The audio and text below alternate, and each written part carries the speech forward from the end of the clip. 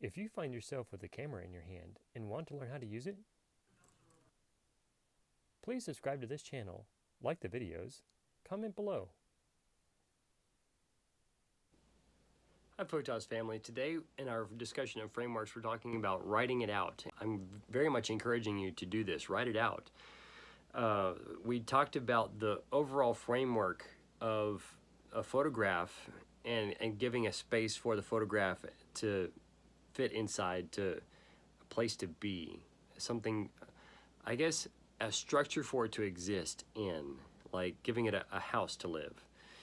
Then within that house it lives, it's going to have its own life. And so here is the framework it has for its life.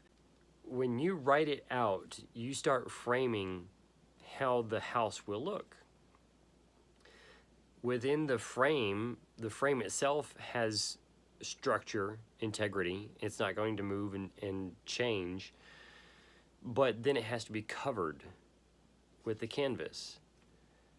The canvas has to give it the rigidity, so that when the paintbrush hits the canvas isn't going to flop and move and ripple as the paint is applied. That's applying that to photography for us. One of the important reasons why our ISO is set to the proper value, that our shutter speed has the right variation, and our lens aperture, or the f-stop, is set appropriately, so that there's no distortion, there's no out of focus area, which would be f-stop, and the distortion could be from a long shutter speed, so that would be motion blur, or the distortion could come from what a lot of people call grainy pictures, because the ISO was set too high or too low or inappropriately, just period, for the amount of light that was in that setting when the photograph was taken. We've talked about ISO before and how that relates from the photography years of film. Photography years. Years of film, and how it was manufactured and it's developed.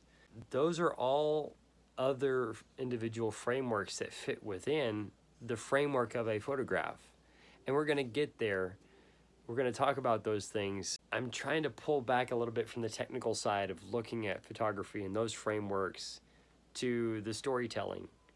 And if we don't have the storytelling of the overall framework down, from what's going to create the draw and the pull of the viewer, and telling them that tale that we have in the photograph, to then closing out to helping them understand the purpose of the photograph.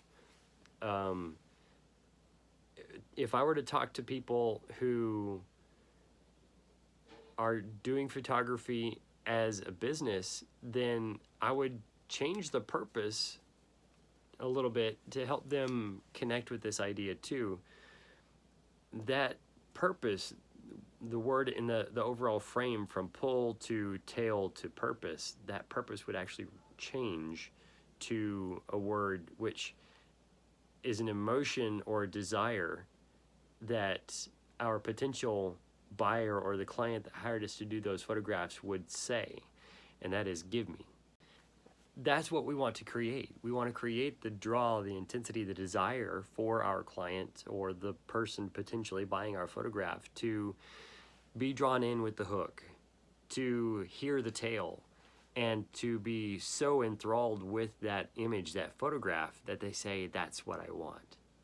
That's the whole purpose of the framework and telling a story, is to giving a purpose or a reason for the end goal of our photograph to be so sought after and desired that it creates the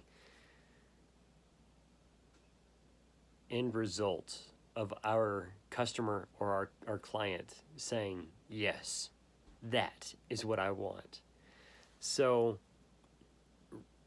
write it out. Give yourself the overall framework. figure out what the pull of this photograph is going to be. Give yourself a couple of sentences of what the tale is about, or give yourself a mental picture and write out a few words to help you recall that mental picture and creating the emotion of that photograph. And then find out what it is that's going to create that hook at the very end, which is going to draw the desire, the attraction of your client or the potential customer. Or what is it that, if this is for you as a hobbyist, what is it that draws you to, I want to go back and look at that picture again? What is it that sets everything off and go, that's my finest picture yet? That's the whole give me. That's the one thing that just sets everything off. And wow, that photograph is awesome. So frameworks are important because it keeps me on task.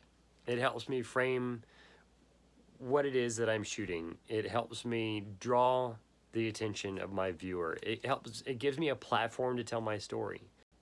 Thank you so much for watching. If this content has been of value to you, we would love a thumbs up.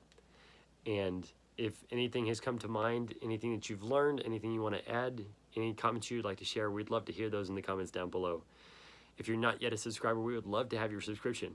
Thank you so much. We look forward to having you in our Photos family. God bless.